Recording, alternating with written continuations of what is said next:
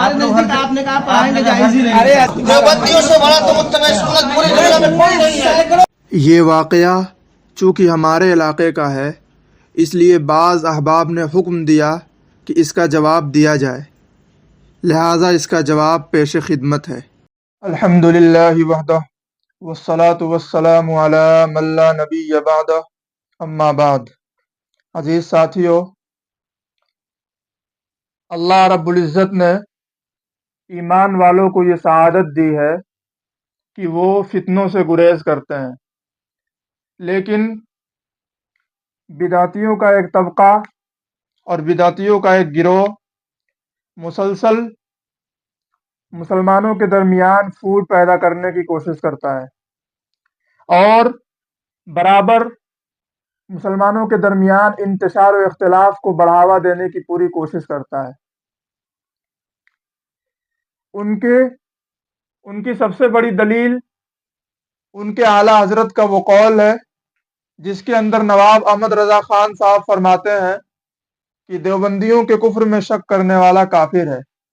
फतावा रिजविया जिल्द नंबर 6 सफ़ा नंबर 82 के अंदर ये फतवा मौजूद है।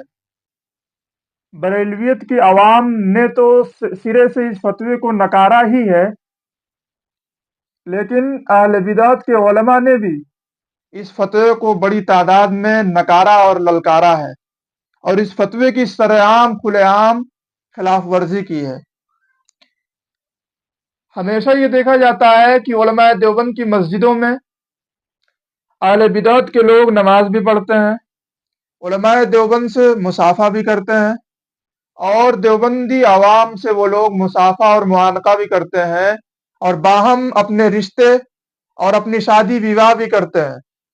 लेकिन अफसोस के साथ ये कहना पड़ता है कि ऐसे मकामों पर जहाँ शादी ब्याह करने की ज़रूरत पेश आती है, जहाँ नमाज पढ़ने की ज़रूरत पेश आती है, जहाँ सलाम और मुसाफा करने की ज़रूरत पेश आती है, ऐसे मकाम पर आला हजरत का ये कुफरी मशीन गन वाला फतवा बरेलवी तबके के लोग भूल जाते हैं। और ये सिर्फ आवाम का ही काम नहीं बल्कि इनके उलमा भी भूल जाते हैं। और जहाँ फितना फैलाना हो, लोगों में फसाद बर्पा करना हो, तो ऐसे मौके पर आला हजरत का वो फतवा जिस फतवे को उनके फतवा देने के बाद से ही बरेलवी तबके के उलमा और आवाम ने पूरे तौर पर नकारा है, उस फतवे को दोहराना शुरू किया जाता है ताकि मिल्लत के अंदर, उम्मत के अंदर इख्तिलाफ जन्म ले सके और उम्मत के अंदर इफ्तराक पैदा हो जाए और मिल्लत का शिराजा बिखर कर रह जाए।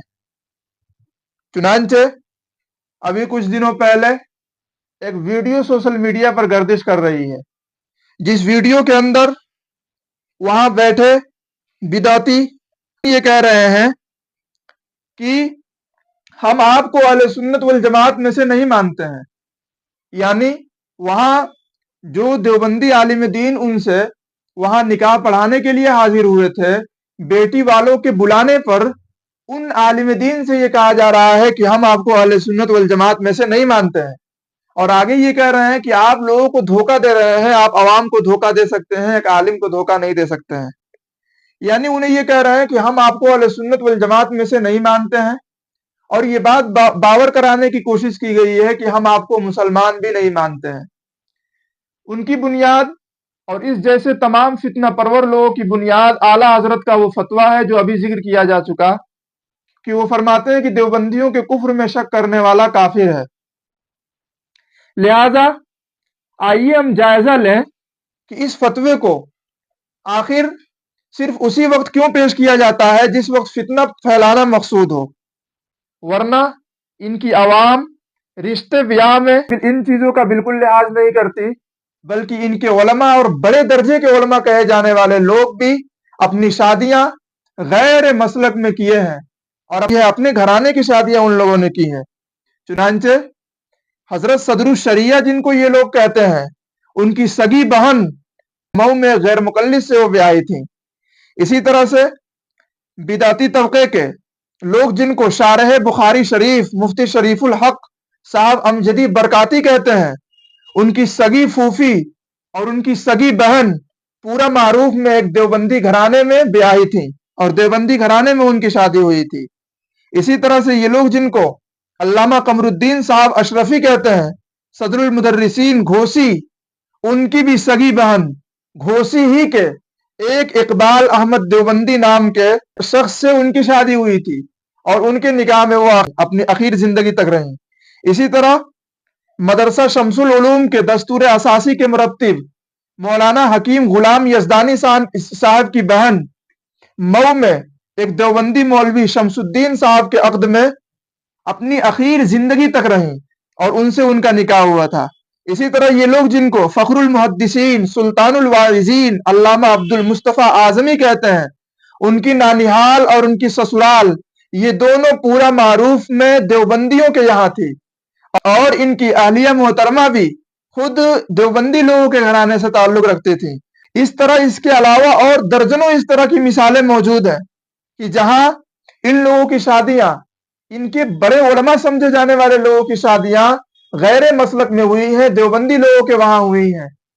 اب ایسے وقت میں اعلیٰ حضرت کا وہ فتویٰ کہ جس میں ان لوگوں نے یہ کہا کہ دیوبندیوں کے کفر میں شک کرنے والا کافر ہے، یہ لوگ بھول جاتے ہیں، اور ایسے موقع پر اس فتوے کو یہ لوگ نہیں دہراتے، کیونکہ حقیقت یہ بھی جانتے ہیں کہ علماء دیوبند صحیح معنوں میں عاشق رسول ہیں، یہ لوگ گستاخ اور کافر نہیں ہیں۔ لیکن جہاں فتنہ پھیلانا ہوتا ہے وہاں یہ بات باور کراتے ہیں کہ دیوبندیوں سے شادی کرنا، دیوبندیوں کی شادی میں شرکت کرنا یہ ناجائز اور حرام ہے۔ نہ جانے یہ لوگ اس طرح کی فتنہ پروری سے کیا پاتے ہیں۔ دیوبندی حضرات سے نکاح کرنا اور دیوبندی گھرانے میں نکاح کرنا اگر ناجائز ہے تو پھر اپنے صدر الشریعہ اور اپنے بخاری شریف مفتی شریف الحق امجدی اور اپنے عبد المصطفیٰ صاحب اعظمی اور اس طرح کے درجنوں لوگوں کو اور سینکڑوں لوگوں کو آپ کیا کہو گے؟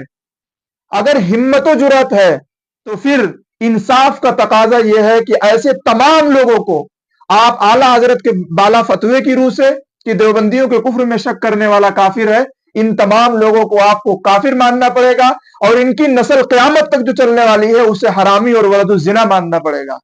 لیکن صد افسوس کہ ان کا نام بڑے احترام کے ساتھ لیتے ہیں۔ ابھی بہت زمانہ نہیں ہوا، بے شمار لوگوں کے پاس اخبار کی وہ کٹنگ موجود ہے، جب توقیر رضا صاحب دارالعلوم دیوبند گئے تھے تو وہاں سے آنے کے بعد جب ان پر تبصرہ کیا گیا تو ایسے موقع پر انہوں نے کہا تھا کہ اگر ہم راز کھولیں گے تو پھر بے شمار لوگوں کو کلمہ پڑھنا پڑ جائے گا، کیونکہ بے شمار لوگوں کی شادیاں، ہمارے ہی طبقے کے بڑے علماء کی شادیاں دیوبندی لوگوں کے درمیان ہوئی ہیں۔ لیکن یہ صاحب ایسے موقع پر فتنہ پھیلانے کے لیے علماء دیوبند کو کافر اور گستاخ قرار دے رہے ہیں۔ آپ بتائیے، ان عالم دین سے وہ پوچھ رہے ہیں نکاح کسے کہتے ہیں، اور پھر جب عالم دین نکاح کی کوئی تعریف کرنے جا رہے ہیں تو وہ کہہ رہے ہیں پوری حدیث بتاؤ، سرکار نے کیا فرمایا نکاح کے بارے میں، یعنی نبی اکرم صلی اللہ علیہ وسلم کا نکاح کے سلسلے میں کیا قول ہے، پوری بات بتلاؤ۔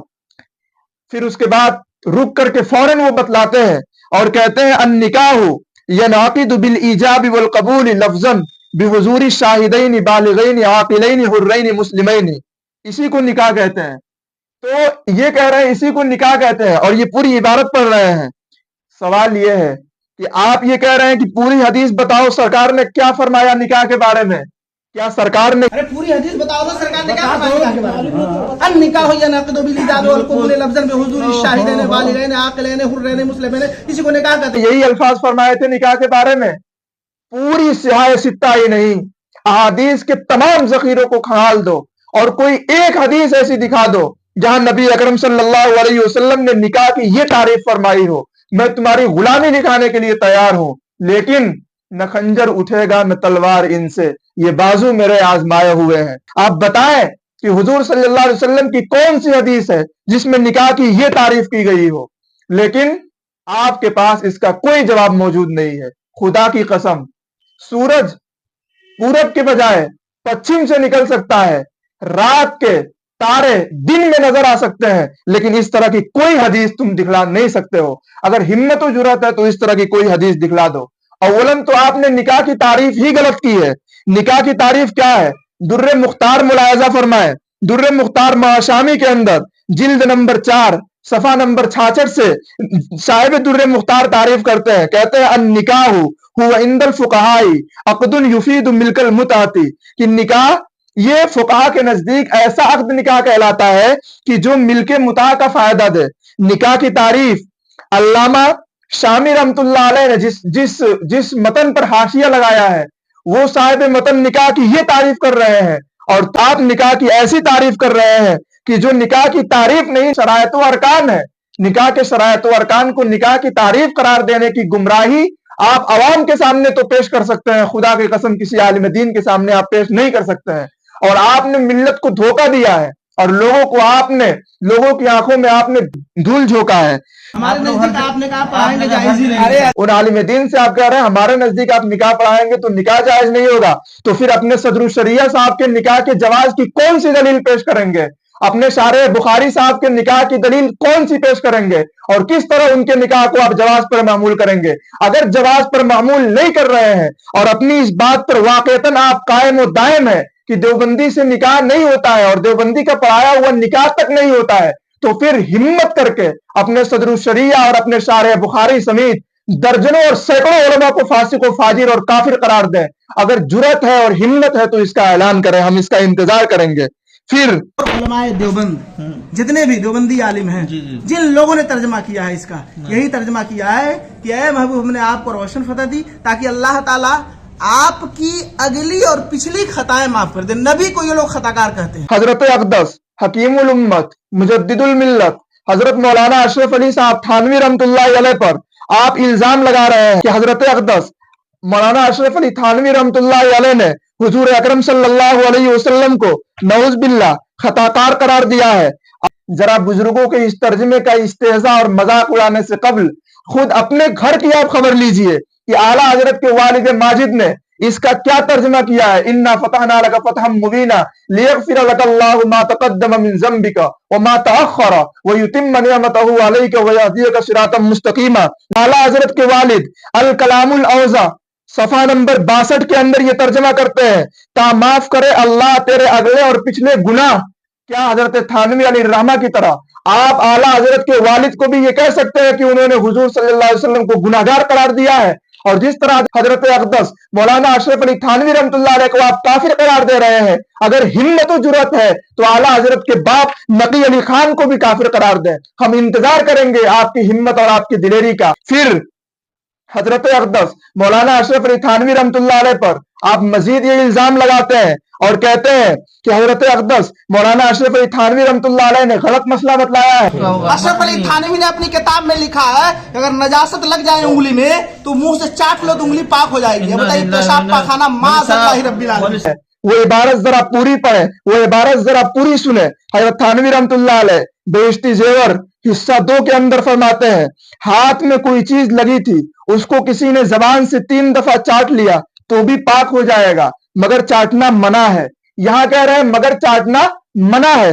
اور حضرت اقدس مولانا اشرف علی تھانوی رحمت اللہ علیہ کی یہ بات کوئی نئی نہیں ہے، ان کا کوئی اپنا ذاتی نظریہ اور ان کا اپنا کوئی ذاتی موقف نہیں ہے، بلکہ فتاوی ہندیہ کے اندر بھی بعینہ یہی عبارت موجود ہے، اذا اصابت النجاست بعض اعضائه ولحسها بلسانه حتى ذهب اثرها يطهر۔ فتاوی عالمگیری جلد نمبر 1 صفحہ نمبر 45۔ کیا حضرت اقدس مولانا اشرف علی تھانوی رحمت اللہ علیہ پر جس طرح آپ نے یہ بہتان باندھا ہے کہ حضرت تھانوی رحمت اللہ علیہ نے غلط مسئلہ بتلایا ہے، کیا فتاوی عالمگیری پر بھی آپ یہ الزام لگا سکتے ہیں کہ اس کے اندر غلط مسئلہ لکھا ہے؟ کیا اس پوری تنظیم کو بھی، اس پوری جماعت کو بھی جس نے دور عالمگیری میں یہ فتویٰ شائع کیا تھا، کیا آپ اس کو فاسق کہہ سکتے ہیں؟ اگر ہمت ہے تو پھر انہیں بھی آپ فاسق کہیں، ہم اس کا انتظار کریں گے۔ پھر حضرت تھانوی رحمت اللہ علیہ کی یہ عبارت تو آپ کو یاد ہے، لیکن ذرا فتاوی رضویہ جلد نمبر 1 صفحہ نمبر 67 پر جو حاشیہ لگا ہوا ہے، ذرا اس حاشیے کو بھی آپ ملاحظہ فرماتے، ذرا اپنے گھر کی بھی آپ خبر لے لیتے۔ اس پر کیا لکھا ہوا ہے؟ لکھا ہوا ہے، نماز میں اگر بیگانہ عورت کی شرمگاہ پر نظر پڑ جائے، جب بھی وضو میں خلل نہیں مگر عورت کی مائیں बेटियां उस पर हराम हो जाएंगी जबकि फर्ज दाखिल पर नजर बशावत पड़ी हो, और अगर कसदन ऐसा करे तो सख्त गुनाह है, मगर नमाज और वुजू तब भी बातिल न होंगे। आपके आला हजरत की किताब पर यह हाशिया लगा हुआ है कि अगर कोई शख्स नमाज पढ़ते हुए किसी औरत की अगली शर्मगाह के दाखिले हिस्से को भी अगर देख लिया और कसदन देख रहा है, फिर भी उसकी न उसकी नमाज बातिल होगी, न उसका वुजू बातिल होगा। आप नमाज में औरत की फर्ज दाखिल और औरत की अगली शर्मगाह के अंदरूनी हिस्से को देखने के बाद भी कहते हैं कि न नमाज खराब होगी न वुजू खराब होगा। इस तरह के मसाइल बयान करने वाले लोग कि जो नमाज में लोगों को कहाँ तवज्जो दिलानी चाहिए अल्लाह रब्बुल इज्जत की तरफ, लेकिन आपके आला हजरत पर के फतावा रिजविया पर लगा हुआ हाशिया लोगों को तवज्जो दिला रहा है औरत की अगली शर्मगाह की तरफ, वो भी कहां, ऐसी जगह जिसके बारे में कुरान कहता है अकीमिस सलात अली जिक्री, कि नमाज मुझे याद करने के लिए कायम करो। ऐसी जगह पर आप ये कह रहे हैं कि नमाज और वुजू दोनों बाकी रहेगा और दोनों बातिल नहीं होगा। आप नमाज में नमाजियों को आप इस तरह की तरगीब दे रहे हैं, जरा अपने घर की भी आप खबर लीजिए। और फिर आगे बहार शरीयत हिस्सा 2 सफा नंबर 42 के अंदर ये इबारत मौजूद है, जरा इसकी भी खबर ले लीजिए कि नाली का पानी की बाद बारिश के ठहर गया, अगर उसमें नजासत के अज्जा महसूस हो या उसका रंगबू महसूस हो तो नापाक है वरना पाक है। यहां ये कह रहे हैं कि नाली के पानी में अगर नजासत और उसके रंगबू अगर महसूस नहीं हो रहे हैं तो नाली का पानी भी पाक है। यहां नाली के पानी को पाक कहने वाले लोग आज हमारी बहश्ती जेवर पर एतराज कर रहे हैं। नाली के पानी को पाक कहने वाले लोग इस बात की तलकीन कर दीजिए और लोगों को बतला दीजिए कि नाली का पानी चूंकि पाक है, अब हमें लोग नाली का पानी ही पिलाया करें। फिर इंशाअल्लाह दुनिया और अवाम ये समझ जाएगी कि नाली की पानियों को पाक कहने वाले लोगों के फतावों में कितना दम है। फिर आगे शाह इस्माइल शहीद रहमतुल्लाह अलैह इस सिलसिले में आपने तरह तरह की बातें कही कि उन्होंने ये बात लिखी और उन्होंने ये बात लिखी है। जरा आपके आला हजरत ने शाह इस्माइल शहीद रहमतुल्लाह अलैह के बारे में क्या लिखा है, जरा इसे भी मुलाहिजा फरमाएं। इस्माइल शहीद रहमतुल्लाह अलैह को काफिर कहने से कबल जरा अपने घर की आप खबर लें। शाह इस्माइल शहीद रहमतुल्लाह अलैह पर आपके आला हजरत हुसामुल हरमैन तमहीद ईमान के सफा नंबर 132 पर लिखते हैं, 77 वजह से लुजूम कुफ्र साबित करके सफा नंबर 90 पर हुक्म अखीर यही लिखा कि उलमाए मोहतातीन उन्हें काफिर न कहें।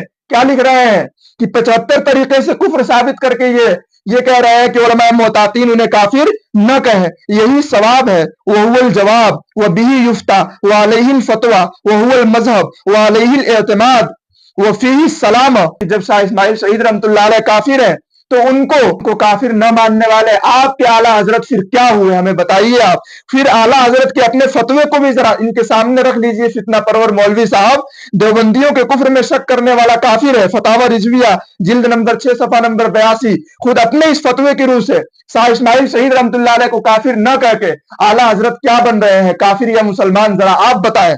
दूसरी जगह लिखते हैं इमामुत ताइफा इस्माइल देहलवी के कुफ्र पर हुक्म नहीं करता कि हमारे नबी सल्लल्लाहु अलैहि वसल्लम ने अहले ला इलाहा इल्लल्लाह की तकफीर से मना फरमाया है। इसी हुसामुल हरमैन तमहीद ईमान के सफा नंबर 134 पर लिखते हैं, अब हमें बताइए कि देवबंदियों का जिन्हें इमाम कह रहे हैं, देवबंदियों का जिन्हें पेशवा और मुक्तदा कह रहे हैं, जब उनके कुफ्र पर यह हुक्म नहीं कर रहे हैं और जब उन्हें ये मुसलमान मान रहे हैं, तो फिर दीगर तमाम अकाबिर उलमाए देवबंद जिन पर आप कुफ्र साबित कर रहे हैं, वो तमाम के तमाम तो उन तमाम के तमाम को तो आपके आला हजरत इमामुत ताइफा एक के लिए लिखकर दूसरे को उनका मुक्तदी बना दिए। जब मुक्तदा से कुफ्र की नफी कर रहे हैं तो मुक्तदी से कुफ्र का इस बात कैसे हो गया, हमें बताइए। आपने ये बात कही कि जितने भी देवबंदी उलमा है सबने यही तर्जमा किया है। वो तर्जमा क्या है, आप उसे फिर अपनी जबान से आप कहते हैं कि ए महबूब हमने आपको रोशन फतह दी, जबकि यहां हजरत अक़दस मौलाना अशरफ अली थानवी रहमतुल्लाह अलैह ने इसका ये तर्जमा बिल्कुल नहीं किया है। हजरत थानवी रहमतुल्लाह अलैह ने इसका तर्जमा किया, बेशक हमने आपको एक खुल्लम खुल्ला फतह दी। इतने आवाम के सामने आप हजरत थानवी रहमतुल्लाह अलैह पर ये इल्जाम लगा रहे हैं कि तमाम ने यही तर्जमा किया है। हजरत थानवी रहमतुल्लाह अलैह ने आपके अल्फाज वाला तर्जमा नहीं किया है। हजरत थानवी रहमतुल्लाह अलैह का तर्जमा वो नहीं है जिसे आप वीडियो के अंदर जिक्र फरमा रहे हैं। जरा इन अकाबिर के पर उंगली उठाते हुए और इन पर झूठ बोलते हुए कुछ तो शर्माइए, कुछ तो सोचिए कि इन देहातों के अंदर अभी भी बेशुमार लोग पड़े हुए हैं कि जो आपके इस फितने को और जो आपकी इस बदकलामी को, जो आपके इस इल्मी खयानत को वाजे करने के लिए मैदान अमल में बिल्कुल सरगर्म है और बिल्कुल इसके लिए तैयार है और इसकी पूरी सलाहियत रखते हैं। अब मुफ्ती मोहम्मद तकी उस्मानी साहब इसका तर्जमा करते हैं, ऐ पैगंबर यकीन जानो हमने तुम्हें खुली हुई फतह अता कर दी है।